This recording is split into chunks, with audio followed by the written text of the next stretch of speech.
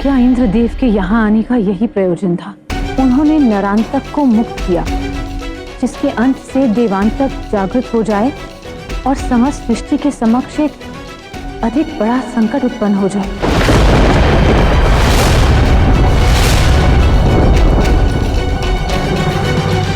तो क्या मेरे हृदय में चल रही व्यथा का कारण यही था देव? मेरी आंखों में देखिए देव और सत्य बताइए। नहीं गौरी, उसका इससे कोई संबंध नहीं। तो अब इस संकट का सामना किस प्रकार किया जाए देव?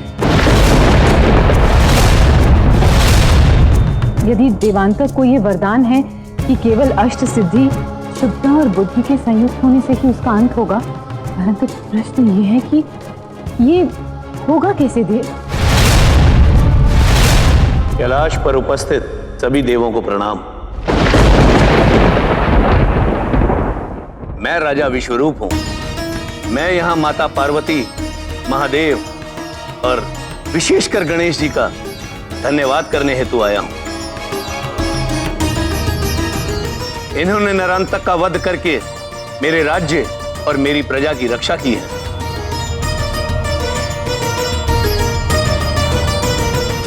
कदाचित मैं अनुचित समय पर आ गया हूं, परंतु मैं और मेरी पुत्रियां कैलाश परिवार का आभार व्यक्त करने आए थे।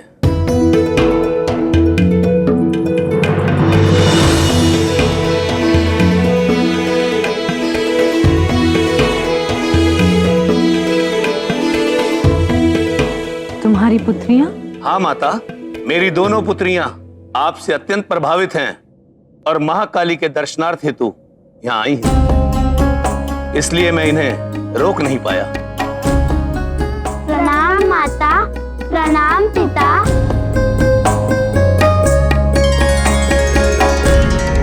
तुम्हारा नाम क्या है? मेरा नाम सिद्धि और मेरा नाम बुद्धि।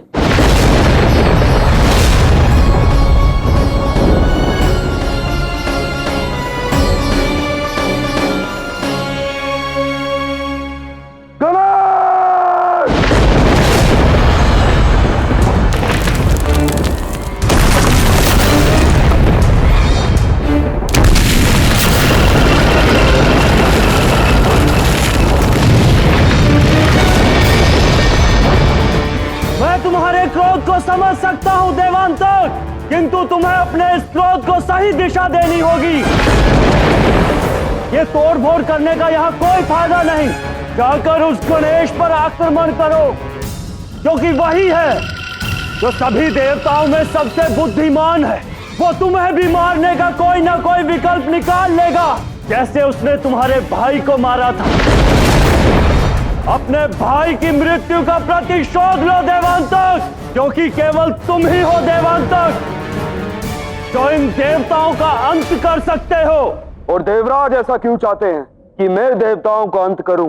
देवराज हूं नहीं, देवराज था।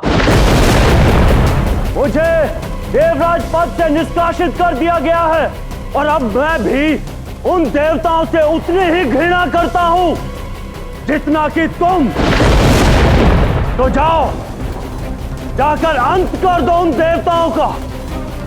मैं तुम्हारे मार्ग में नहीं आऊंगा, किंतु क्या तुम अकेले ही जाओगे? पर्वत की भांति विशाल हूं मैं, और पर्वत में होती है असंख्य भयंकर चट्टानें।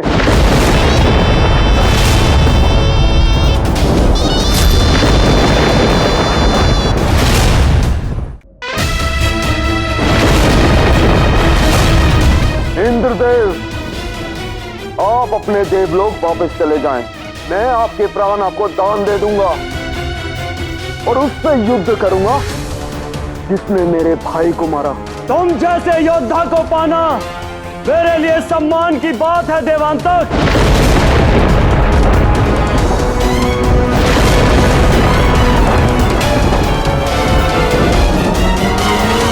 तुम मुझे छलने आए थे, अब मैं तुम्हें छलूंगा इंद्रदेव।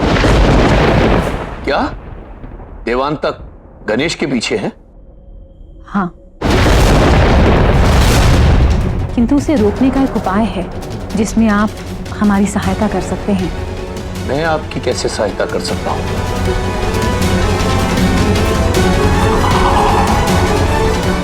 महादेव और मेरी कामना है कि आपकी पुत्रियां कैलाश परिवार में सम्मिलित हो जाएं।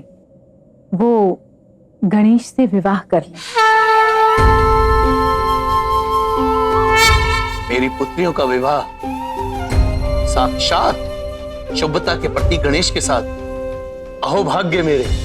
कहिए, क्या आपको ये विवाह प्रस्ताव स्वीकार है? आप मुझे लज्जित कर रहे हैं महादेव। ये तो मेरे लिए सौभाग्य की बात है कि मेरी पुत्रियां गणेश से विवाह करें और साक्षात महादेव आप और माता पार्वती उसके सास ससुर बने। किंतु इस विवाह का देवांतक के अंत से क्या संबंध?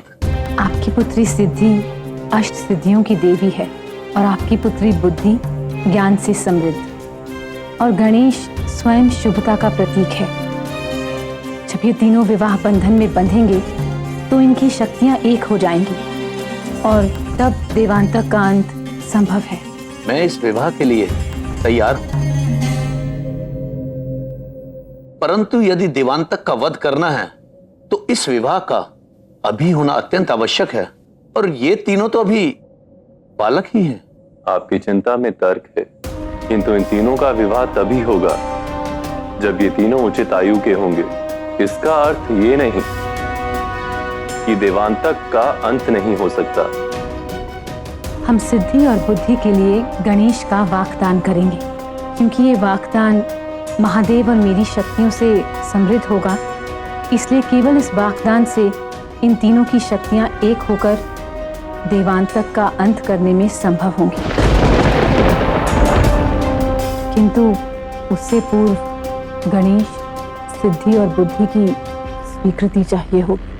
इस विषय में मैं विनायक से एकांत में बात करूंगा। ठीक है, तो मैं सिद्धि और बुद्धि से बात कर लूंगी।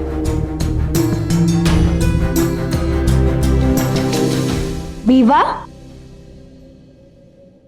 गणेश के साथ? किंतु पिताश्री, मैं अभी कैसे विवाह कर सकता हूँ? मैं तो एक बालक हूँ ना। और यदि मैं इस बात को मान भी लूं, पर मुझे नहीं लगता कि सिद्धि और बुद्धि इस बात को मानेगी, क्योंकि जब मैं और ज्येष्ठ उनके राज्य में गए थे उनकी प्रजा को नारंतक के प्रभाव से बचाने के लिए, तो वो दोनों तो हमारे आभार करने की जगह वो दोनों हम पर क्रोधित हो गई। तो विवाह तो बहुत दूर की बात है पिताश्री। प्रारंभ और परिचय मैत्रीपूर्ण नहीं था तो क्या हुआ? मेरे इस स्वरूप और इसकी शक्तियों से मेरी भेंट मेरे अर्धांग स्वयं साक्षात महादेव ने करवाई थी और मेरी पहली भेंट भी उनसे ठीक नहीं थी। तुम दोनों पर कोई दबाव नहीं है। सोच समझकर अपना निर्णय लेना। हम बाहर तुम्हारे निर्णय की प्रतीक्षा कर रहे हैं।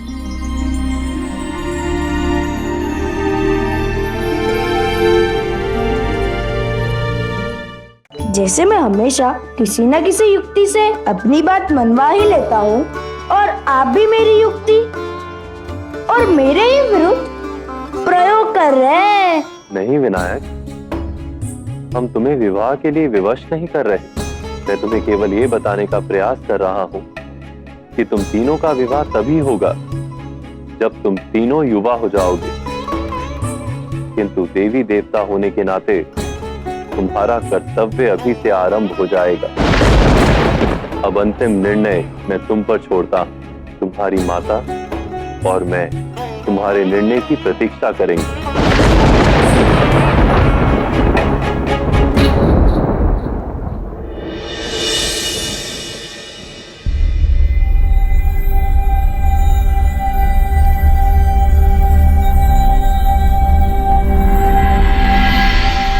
मैं तुम तीनों को पुनः स्मरण करवाना चाहती हूँ कि इस प्रस्ताव को लेकर तुम्हें विवश होने की कोई आवश्यकता नहीं। अपना निर्णय स्पष्ट बताओ। कन्याओं को अपना निर्णय पहले बताने का अधिकार है। बुद्धि, सिद्धि, बताओ तुम्हारा निर्णय क्या है?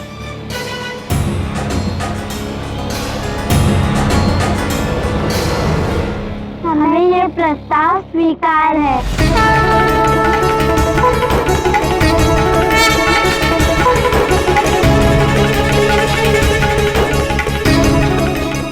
गणेश, तुम्हारा क्या निर्णय है? क्षमा कीजिए, परंतु मुझे ये विवाह स्वीकार नहीं।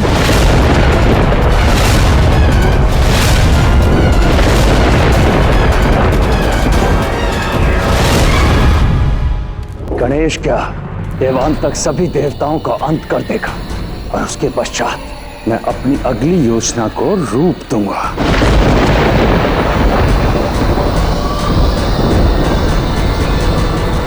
क्या हुआ पिताश्री? आपका यूं अचानक अमरावती आने का क्या प्रयोजन है? और आपने हम पंचों को एक साथ बुलाया, सब कुशल है देवराज? हाँ हाँ, सब कुछ उचित है, बल्कि सब कुछ मेरी योजना के अनुसार ही चल रहा है। आपके हृदय में क्या चल रहा है देवराज? शीघ्र ही देवांतक सभी देवों का अंत कर देगा और उसकी विजय के पश्चात मैं पुनः देवराज पद पर आसीन हो जाऊंगा। और फिर आप पंच तत्वों की सहायता से मैं वो सब कुछ पुनः उत्पन्न करूंगा जो खो गया है। आपको चिंता करने की आवश्यकता नहीं है। देवांतक ने मुझे वचन दिया है कि वो मुझे और मेरे समर्थकों को हानि नहीं पहुंचाएगा, इसलिए हम सब यहीं रहेंगे। और अब देवांतक को रोकने महादेव, महाकाली, गणेश, कार्तिकेय, नंदे और समस्त कैलाश परिवार आएगा, किंतु देवांतक को मिले वरदान के कारण वो उसे नहीं रोक पाएंगे।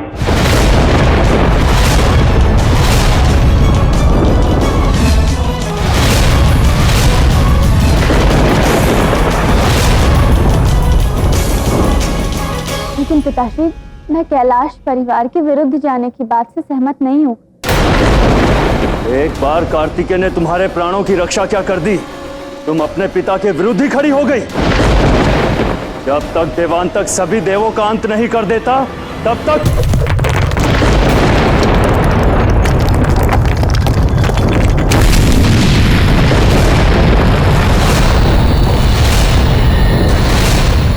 नहीं, ये नहीं हो सकता।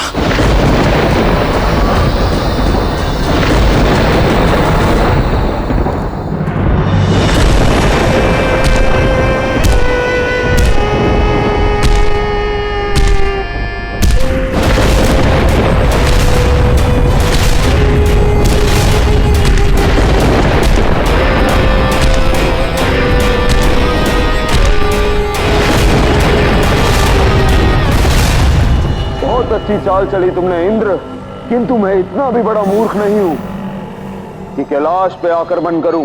मैं अपने शत्रुओं को वहीं बुलाऊंगा जहां पर मैं हूं। अर्थात मैं तुम्हें मार दूंगा।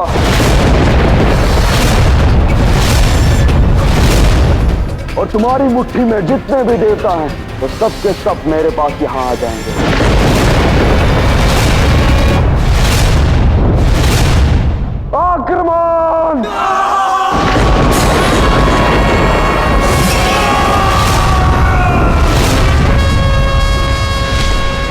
मुझे माता और महादेव को सूचना देनी चाहिए।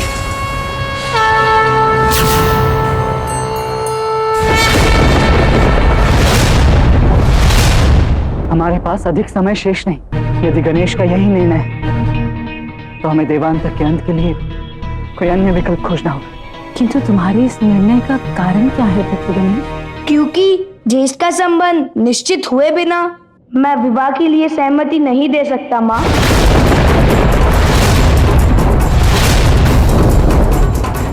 यदि गणेश की ना का कारण यही है तो इसका उत्तर विचार में नहीं, कर्म में है। किंतु उत्तर की प्राप्ति के लिए हम कहां से आरंभ करें पिताश्री? माता,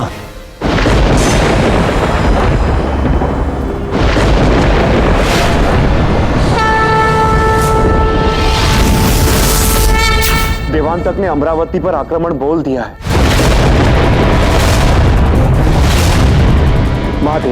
माता कुछ कीजिए, अन्यथा देवांतक इंद्रदेव के साथ हम 5 तत्वों का भी अंत कर देगा और इससे सृष्टि का भी अंत निश्चित है महादेव।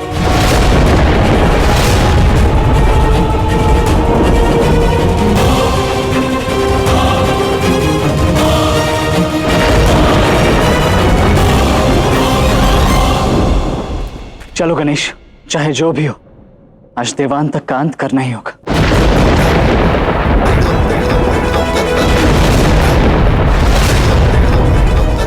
दुर्दमन,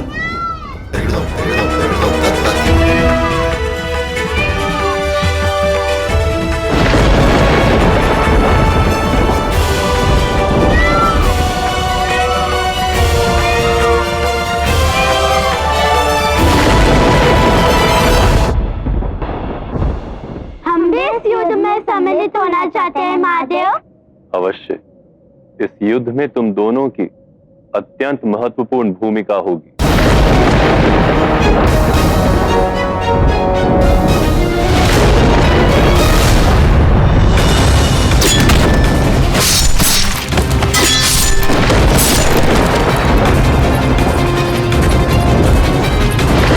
देवसेना तुम यहीं रुको।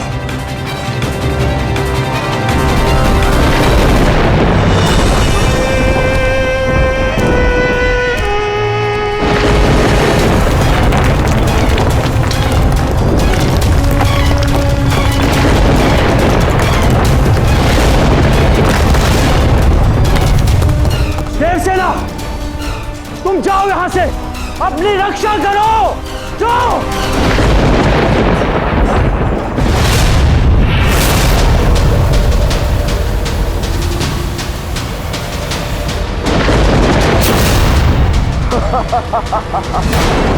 जिसका अंत कोई देव नहीं कर सकता, उसके समक्ष किसी देव का शस्त्र भी किसी काम का नहीं। इंद्र,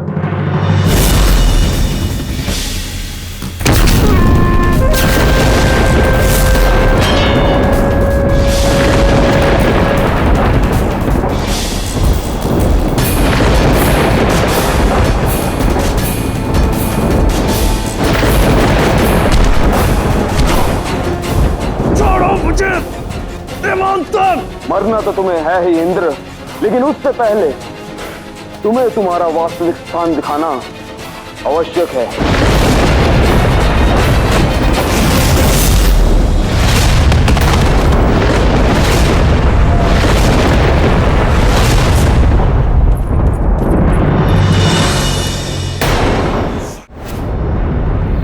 पिताश्री,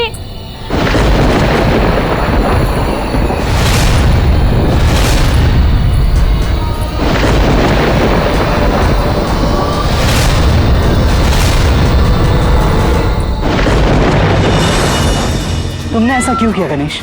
इस वाग्दान को अस्वीकार क्यों किया? तुम्हें ज्ञात है इसका परिणाम कितना भयानक हो सकता है? अब हम देवांतक को कैसे मारेंगे? कोई ना कोई मार्ग अवश्य मिल जाएगा ज्येष्ठ। कैसे गणेश? जब तक कोई कन्या मुझसे विवाह के लिए नहीं मानेगी तब तक तुम प्रतीक्षा करोगे। और कौन सी कन्या? पिताश्री ने कहा था ना ज्येष्ठ, इसका उत्तर विचार से नहीं कर्म से मिलेगा। बचाओ!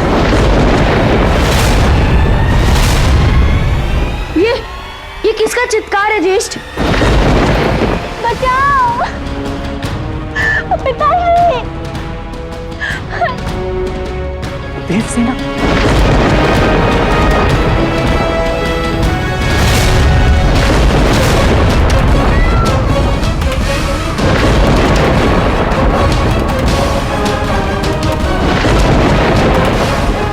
गणेश, तुम देवांतक को रोको। माता और पिताश्री किसी भी क्षण वहां पहुंच नहीं होंगे। मैं देवसेना की रक्षा करता हूँ। हाँ ज्येष्ठ।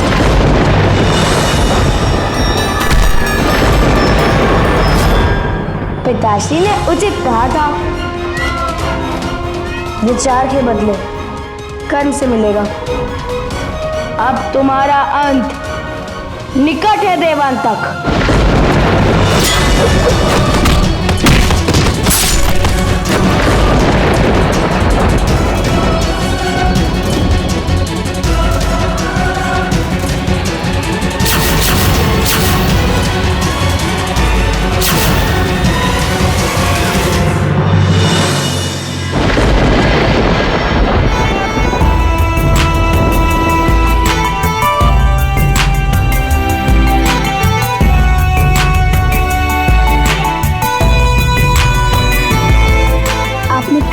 हमारी रक्षा की।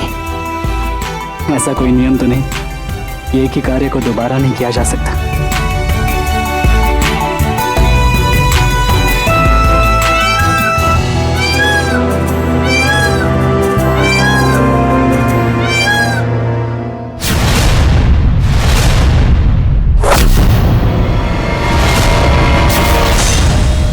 ये प्रहार किसने किया?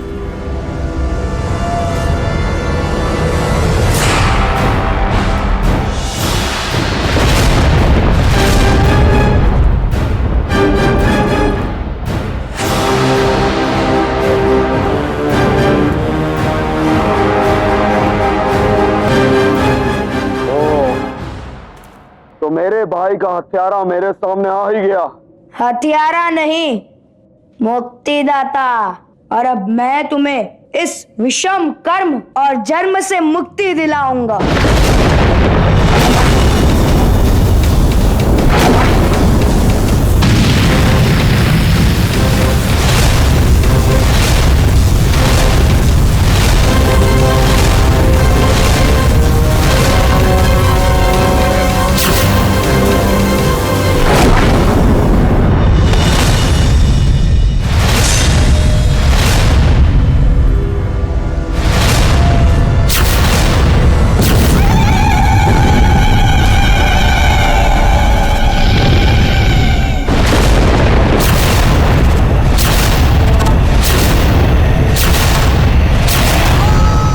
कार्य बेटा नहीं कर पाया वो करने महाकाली आई है।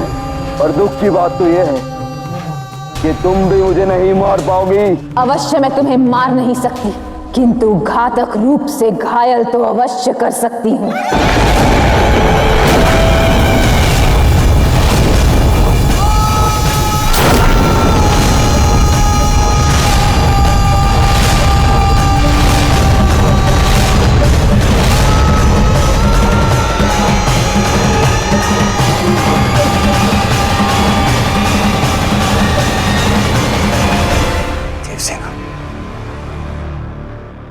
शिवसेना का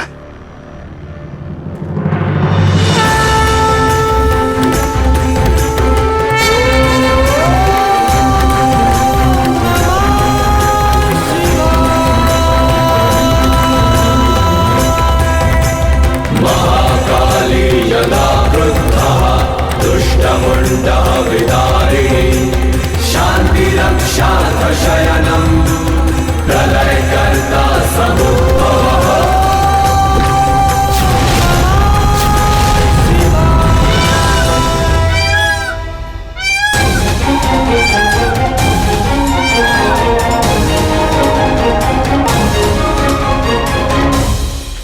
मुझे क्षमा कर दीजिए माता, क्षमा कर दीजिए। यदि तुम वास्तव में अपने कर्मों का भुगतान करना चाहते हो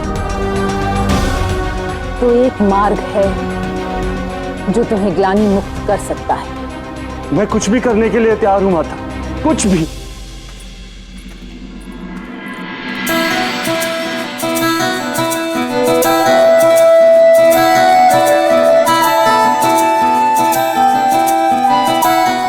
कार्तिकेय, क्या तुम देवसेना से विवाह करोगे?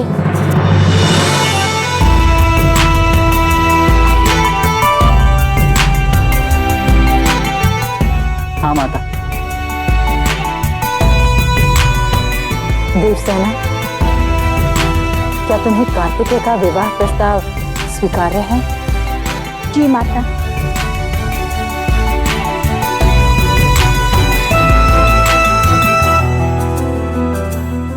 कभी कभी संतान के कर्मों का पुण्य माता पिता को भी प्राप्त हो जाता है। अभी हृदय परिवर्तन के लिए तुम्हें एक लंबी यात्रा करनी है इंद्रदेव, किंतु हाँ, इस विवाह के लिए अपनी स्वीकृति देकर तुम ये यात्रा आरंभ कर सकते हो। इस विवाह को देवसेना के पिता का आशीर्वाद माता, किंतु देवांतक का अंत कैसे होगा?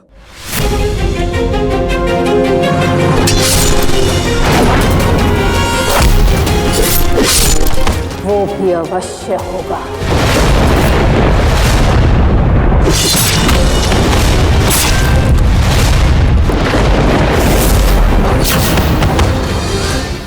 दिन किसने अधिक कुशलता से युद्ध किया था, बताओ? उसने ही कुशलता से युद्ध किया था जो अब भी कर रहा है, यानी मैं। किंतु आज मैं इस बात से प्रसन्न हूँ कि तुम मेरा साथ दे रही हो और उस दिन की तरह तुम मुझसे क्रोधित नहीं हो। आना व्यवस्था थी, आदेश था कि तुम्हें हमारे सहयोग की आवश्यकता होगी। गौरी पुत्र को किसी की सहायता की आवश्यकता?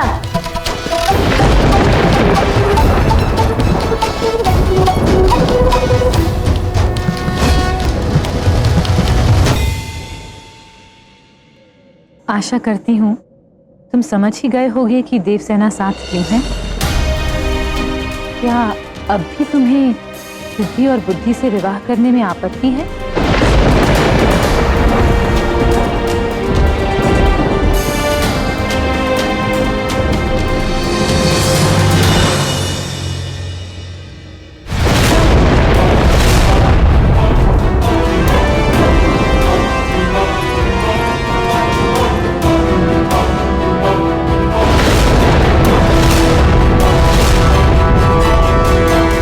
ऐसा प्रतीत हो रहा है कि जैसे तुम सब ने अपनी पराजय स्वीकार कर ली है और मेरे समक्ष समर्पण करने आए हो।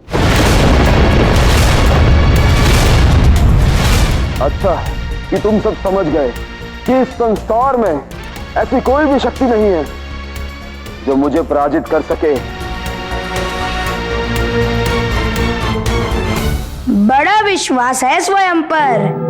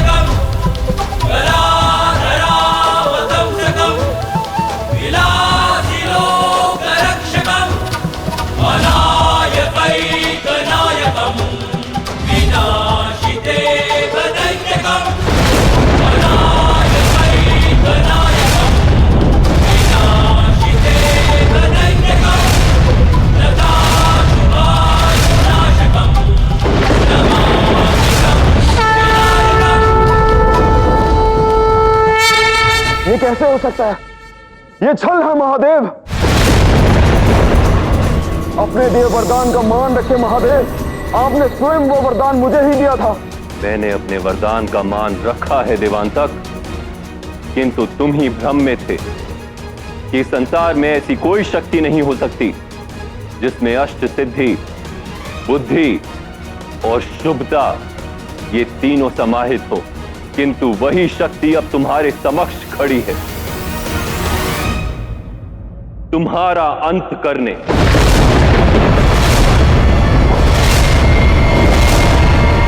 नहीं महादेव, ये तीनों मिलकर एक शक्ति बने हैं। यह उचित नहीं है महादेव। ये तीन शक्तियां हैं, एक नहीं। ये तीन नहीं, एक ही हैं। वाक्दान के पश्चात वर और वधू अलग नहीं अपितु एक हो जाते हैं और ऐसा ही हुआ है। सिद्धि अष्ट सिद्धियों की देवी है, बुद्धि ज्ञान की देवी है और गणेश स्वयं शुभता का प्रतीक। अब इन तीनों की शक्तियां सम्मिलित होकर तुम्हारा अंत करेंगी।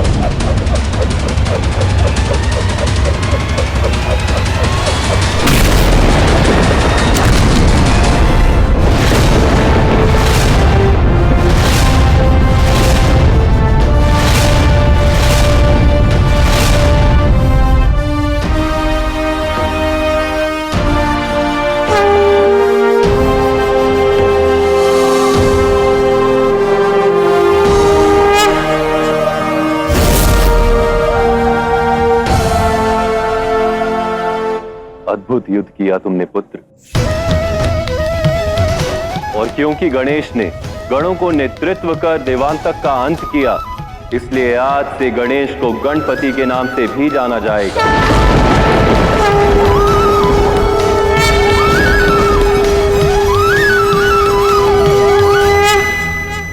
मैं आप सब से अपने अपराधों के लिए क्षमा याचना करना चाहता हूं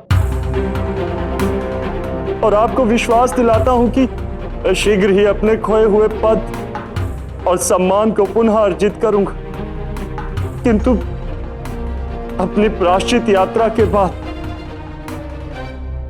अंत भला तो सब भला। अब हम सभी को शीघ्र ही पुनः कैलाश लौटना चाहिए। मेरे पुत्रों का वागदान हो चुका है और अब मैं कैलाश लौटने के लिए अत्यंत उत्सुक हूं।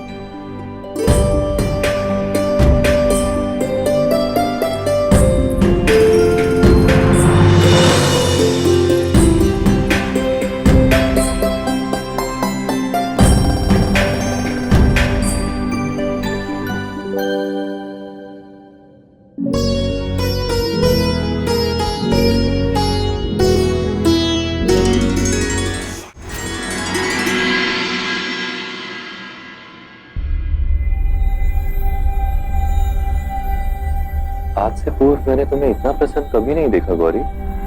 कदाचित ऐसा इसलिए देव, क्योंकि आज जो मैं अनुभव कर रही हूँ आज से पहले कभी नहीं किया। मेरी जीवन यात्रा का प्रत्येक क्षण, प्रत्येक स्मृति मेरे नेत्रों के समक्ष है और मैं इन सब के लिए बहुत आभारी भी हूँ। मौन क्यों हो गई? और कहो। मैं क्या बोलूं देव, मेरा तो सब कुछ आप ही से जुड़ा है। मेरा वर्तमान, भविष्य, भूत सब कुछ आप ही है।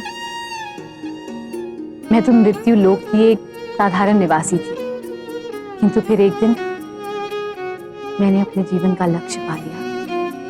आप तक पहुंचने का मार्ग, मेरे देव, मेरे सर्वस्व।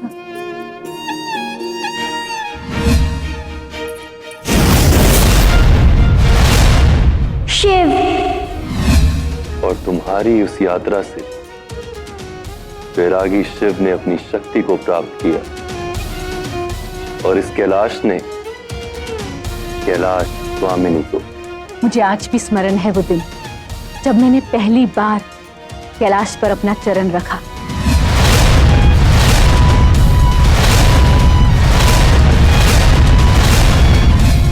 तब मुझे ऐसा प्रतीत हुआ था कि मेरे जीवन की सबसे महत्वपूर्ण यात्रा का तो अंत हो गया, किंतु फिर आपने वास्तविकता से मेरा परिचय करवाया कि अंत ही आरंभ है।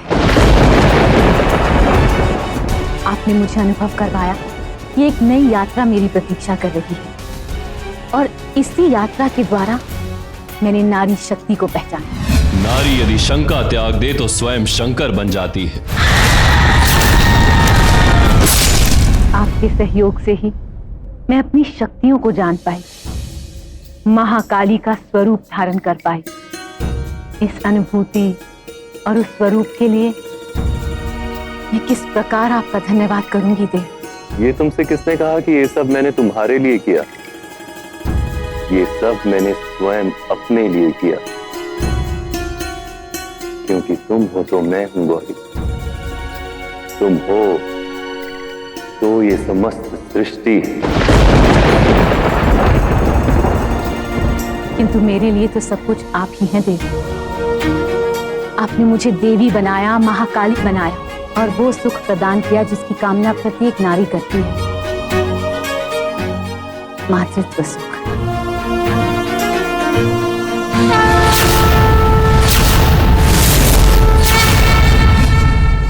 मैं इस हर्षोल्लास की अनुभूति को शब्दों में व्यक्त नहीं कर सकती देव।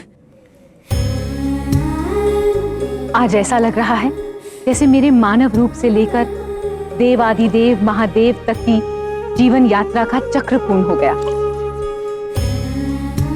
एक देवी और महाकाली के रूप में मैं अब ये जान चुकी हूं कि समस्या चाहे जितनी भी जटिल क्यों ना हो, उसका समाधान अवश्य होता है। और इसलिए आज मैं ऐसी स्थिति में आ गई हूं कि सुख और संपूर्णता का अनुभव कर पा रही हूँ। मैं अत्यंत प्रसन्न हूँ ये जानकर कि जीवन के प्रत्येक उतार और चढ़ाव में आप मेरे साथ होंगे सदैव, जैसे हर बार हुए हैं। और अब जब गणेश और कार्तिकेय के विवाह भी निर्धारित हो चुके हैं, तो एक माता के रूप में मैं अत्यंत संतुष्ट हूँ। किंतु अब मैं जानती हूँ, एक देवी के रूप में, एक माता के रूप में और एक पत्नी के रूप में भी, कि मेरी संतानों के लिए भविष्य की गर्भ में अब केवल सुख है। एक नारी होने के अपने सभी कर्तव्यों को मैंने पूर्ण कर दिया है। ऐसा लग रहा है कि मेरी सभी कामनाओं की पूर्ति हो गई और अब मैं संतुष्ट हूं।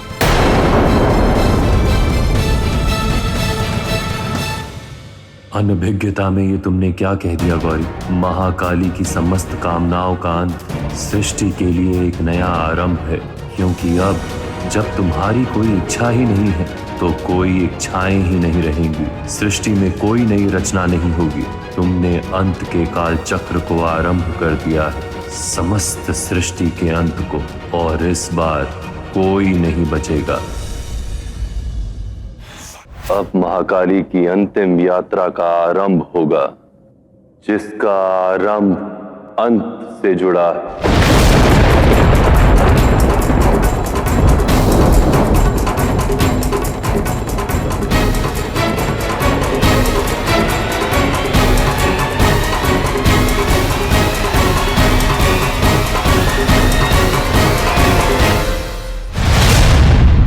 महाकाली की घोषणा से उनकी समस्त कामनाओं का अंत हो गया है महादेव। एक नए आरंभ की उत्पत्ति होगी, एक अंत का आरंभ होगा। प्रकृति नष्ट होने लगी है महादेव, और सहदेव की ही भांति मृत्यु लोक इस विनाश का साक्षी सबसे पहले बनेगा।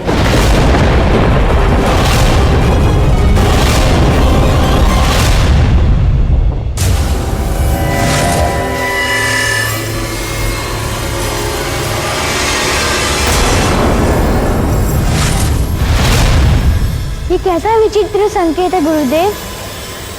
आने वाले भविष्य में क्या होगा? पता नहीं।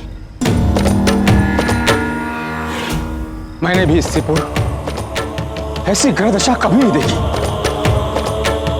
ऐसा प्रतीत होता है जैसे काल चक्र अंत की ओर अग्रसर है। क्या किसी अनिष्ट के आने का संकेत है गुरुदेव? अनिष्ट तो आने वाला है, पर वो अनिष्ट कितना बड़ा होगा और कब आएगा, इसका पता लगाने का उपाय दिखाई नहीं दे रहा है। धीरे धीरे हम लोग महाप्रलय की ओर अग्रसर हो रहे हैं। अभी मृत्यु लोक, उसके पश्चात पाताल लोक, और फिर देवलोक, और इस तरह समस्त सृष्टि। क्या अब भी इस विपत्ति का भार आप सहन करना चाहते हैं?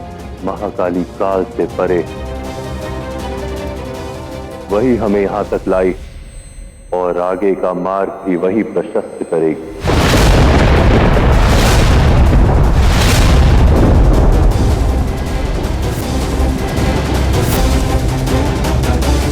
यदि सृष्टि का अंत हो गया तो?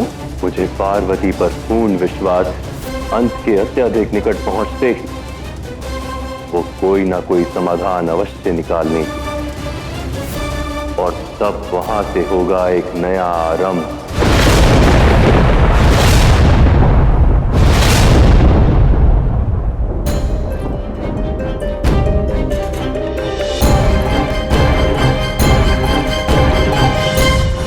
मेरा हृदय इतना व्याकुल और अशांत क्यों है?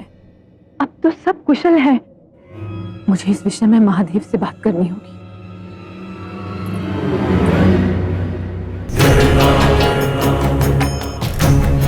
महादेव, अच्छा हुआ आप आ गए थे। मैं आप ही से बात करने आ रही थी। देव, सब कुछ कुशल होते हुए भी मेरा हृदय अत्यंत विचलित है। ऐसा प्रतीत हो रहा है जैसे कुछ अनिष्ट घटित होने को है और मैं उसके लिए सजी ही नहीं। मैं किस प्रकार स्वयं को सज्ज करूं और अपने हृदय की इस व्याकुलता का अंत कैसे करूं? गौरी, कभी कभी हम पूर्वाभास और चिंता के मध्य भ्रमित हो जाते हैं। अर्थात? तुम प्रकृति हो, सब कुछ अनुभव कर सकती हो। वायु के बदलते वेग को, तापमान में परिवर्तन को, ये तुम्हारे दृष्टिकोण पर निर्भर करता है कि तुम परिस्थिति को किस प्रकार देखती हो।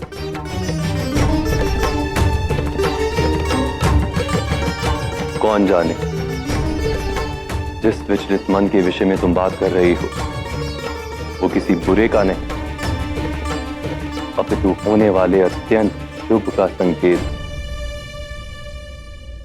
इस बार आप वाक चातुर्य से बच नहीं सकते देव, आपको उत्तर देना होगा। आप ये नहीं कह सकते कि सभी उत्तर मेरे भीतर हैं और आप केवल मेरे हृदय की ध्वनि बन मुझे उत्तर दे रहे हैं। इस बार मुझे स्पष्ट उत्तर चाहिए। तो स्पष्ट उत्तर यह है गौरी कि इस बार उत्तर स्वयं तुम्हें देने होंगे। मुझे अपनी साधना के लिए गुप्त गुहा में जाना है जहां पर सबका आना वर्जित है, तुम्हारा भी।